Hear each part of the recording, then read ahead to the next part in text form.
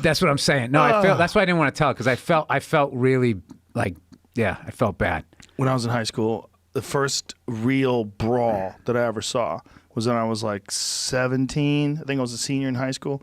And there was a rich kid that moved into the neighborhood. He wanted to make friends. So he put on this crazy party. He just invited everybody. So kids from all kinds of different high schools were coming. That's always good. Yeah, Newton North, Newton South, a bunch of kids from all sorts of other places. And I happened to be at the right place at the right time when I saw it pop off. People were already robbing this guy. I saw people taking stuff out of bedrooms and running down the stairs with it. It was real sketchy because there was way too many people for this guy's party. God. But then this girl, I still to this day don't remember what she did. She either slapped this guy in the face or she threw a drink in his face. I don't remember. I think she slapped him. But what I remember is he uncorked a perfect right hand on her. He knew how to punch. Like, I remember thinking, wow, this guy's trained, because he snapped it. Joe, always the commentator. Listen, I've been doing it for a long time. But whatever she did, I'm pretty sure she slapped him. But he went like this. Blap! I mean, it was a perfect right hand. Hit her right in the face. Her head goes back. This guy behind her catches her. She's totally unconscious. And then, blah! Chaos, chairs flying, bodies piling it up, and I'm on the stairs. So I'm watching this through the railings. I see the guy punch the girl as I'm coming up the stairs. I see it all play out. I'm like, holy fuck. And I'm like, I got to get out of here. Yes. And there was piled. I didn't hit anybody, and nobody hit me. It was like a movie. Like, excuse me, pardon me. Crawling out. I fucking dodged everything. Meanwhile, I was fighting at the time. I was traveling to tournaments all over the country and fighting. So my friends were looking for me. They're like, go get Joe. And there's piles of people brawling, and I'm just ducking the piles. And then I ran into my friend Jimmy, and I'm like, where is everybody? And we gathered our friends and got in the car and drove off. We were laughing our asses off. But it was like, when we left, the cops were just starting to arrive. There was piles of kids beating the shit out of each other on the lawn. Dude, I remember my friend who separated his shoulder in that fight. We popped it back in, and he went back up, threw a punch with the same arm, and missed. It came out again, and I remember him flopping on the ground like a fish out of water. And afterwards, we said to him, like, dude, why didn't you throw the other hand? And he goes, because I wanted this hand to get its revenge. I swear to God. Like he had made his part of his body like a karate movie. Like he had to avenge his shoulder's death. Dude, and I have to tell you something. When people talk about, you're a funny comedian and blah, blah, the characters that I grew up with, and what I loved about what they did and what they said was they weren't trying to be funny. Like, he was dead serious. He wanted revenge for this arm. Yeah, and then we were driving home, hammered, and we were three abreast in the fucking the pickup truck.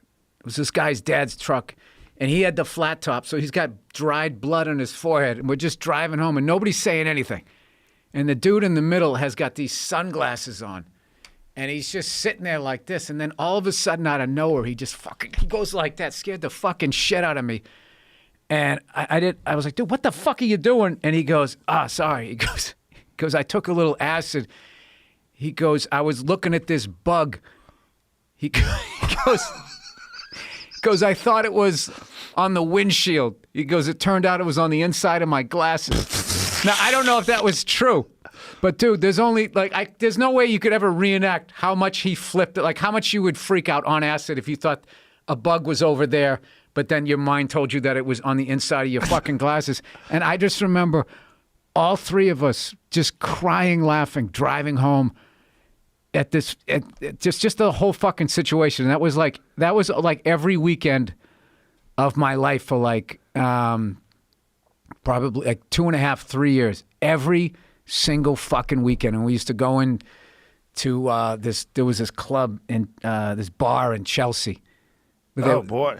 Yeah, well, dude, I was such a baby face. That was the only place where you could get served, right? So that's a rough place. Yeah, it was, yeah. And they were like selling fucking blow out of there. So they didn't give a fuck if you looked like you were 12 years old, like I was when I go up to order my vodka Collins. It was like the only drink. How old were you? I wasn't of age, like 19 or 20, probably 20. And I would go in there, and I just remember one time standing outside that bar, and there was this fucking dude who looked like Rob Halford from fucking Judas Priest, just fucking totally gacked out of his fucking mind, standing in front of his motorcycle. And he was telling this story about riding his bike and his drug thing. He got stuck. He just kept saying, I'm going around the apex. I'm going around the apex. Right? Go around the apex, right? And I'm fucking hammered. And I'm like making fun of the guy in front of him to my buddy. I'm looking at my buddy and I'm so shit-faced. I'm going around the apex. I'm going around the apex. And he's hitting me because the guy's staring at me. Oh. Yeah, no, it was a, and I didn't understand, because I never did coke, so I didn't understand what was going on. I'm going to leave it at that. I didn't understand what was going on. But all I knew is I just seemed to be the guy that wanted to go home first. I'll leave it at that. That was a fucking dangerous place. Boston was dangerous. No, this is when I figured out what the fuck was going on. Was one time I went into the bathroom by myself to take a leak. And it was one of those things you walk in, there was a sink, there was a stand-up urinal, and then there was a stall, which just had one toilet. And I walked in and there was two fucking guys in there. And I was like, what the fuck are those guys doing? And so my dick's already out and I'm taking a piss. And they opened, like the thing, because it didn't have a latch, opened up, and they had like they were doing blow. And I was taking a piss because it was weird. It was two guys in there, and I kind of glanced over as I'm already pissing. I look over, and this guy's all fucking hammered, like a little werewolf. He's like, what the fuck are you looking at? And I was just like, pee. Didn't wash my hands after that one. No, there was a lot. I don't know why. Because a lot of like easy targets really got hit, and I was beyond an easy target. And somehow I just never, I never asked.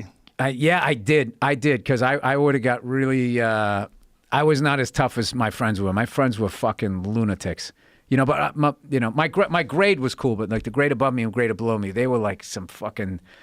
They were crazy. When I talked kids. to friends that grew up in other places, they didn't have the same amount of fight stories. I think Boston is a particularly fighty place. Fighty. You know what I'm saying? I don't know what. Yeah, there was something going on. But I mean, I think a lot of those East, like New York and, fuck, this thing's going out. A lot of those, like I find the people in like New England, Long Island, tri-state area, it's all sort of the same. Savages. Savage children of immigrants. That's what it is. Yeah, but you go out to the Midwest, and that's like German, a lot of Slavic people, Polish people. So, I mean, I don't know what. I think they just had more space out there. So it wasn't as intense. You weren't so, like, packed in. You're in a cornfield.